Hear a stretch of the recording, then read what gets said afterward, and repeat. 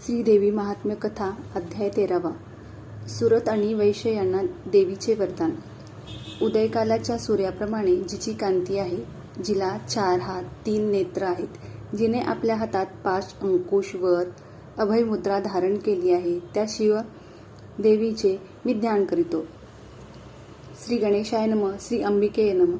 श्री पार्वतीची अंगभूत असलेल्या सगळ्या जगाला सुख देणारे हे देवी, मी तुला भावभक्तीने वंदन करतो. मागील अध्यायात देवीच्या चरित्राचे महात्म्य सांगितले.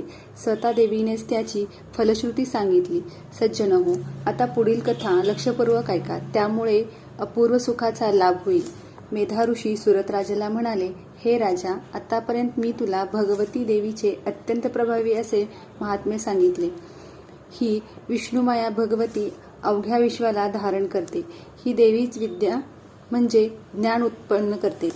भगवान विष्णूच्या मायास्वरूप त्या भगवतीने तुला या समाधी वैश्याला व इतरही विचारी लोकांना मोहित केले आहे व पुढेही ती मोहित करील. हे राजा, तू त्या भगवती परमेश्वरीला शरण जा. तिची आराधना केली असता ती सर्व प्रकारचे भोग, स्वर्ग, मोक्ष देते. ती आपल्या भक्तांना मुक्तीही देते.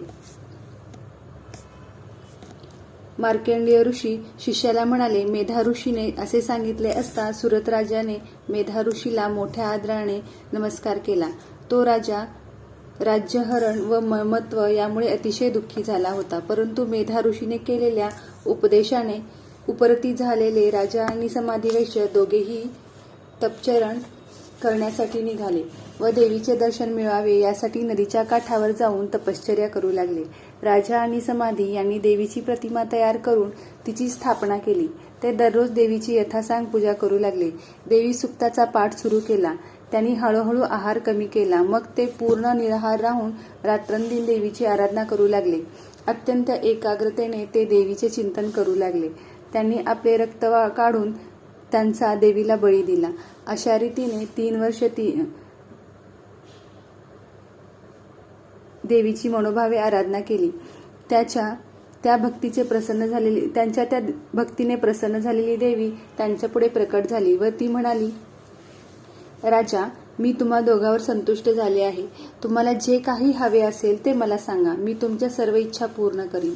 मार्कंडेय ऋषी म्हणाले, देवी प्रसन्न झाली असता राजा तिला म्हणाला, माते, माझे गेलेले राज्य याच जन्मी मला परत मिळावे.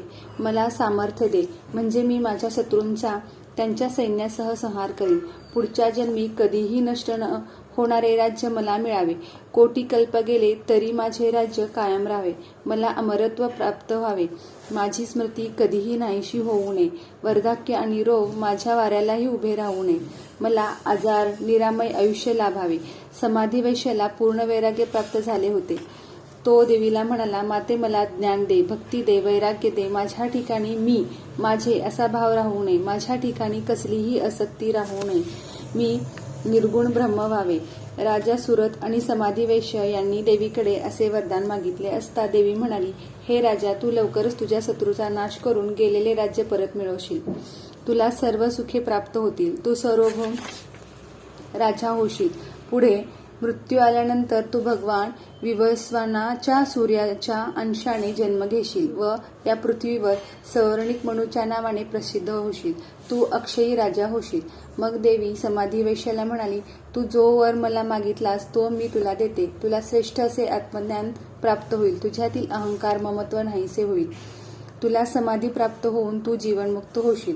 मार्कंडेय शिष्याला म्हणाले, सुरत राजा आणि समाधी वैश्य या दोघांनी देवीकडे जे जे मागितले ते देवीने त्यांना दिले. त्या दोघांनी भक्तिभावाने केलेले स्तवन ऐकून देवी एकाकी लुप्त झाली. ते दोघे देवीने दिलेल्या वरदानाने धन्य झाले.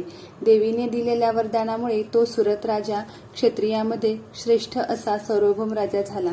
त्याने सर्व सुखांचा उपभोग घेतला. पुढे मृत्यू आल्यानंतर तो देवीने दिलेल्या वराप्रमाणे सूर्यकुळात जन्मास येऊन सौवर्णिक मनु नावाने प्रसिद्ध झाला. सर्व मन्वंतरातील तो 8वा मनु होय.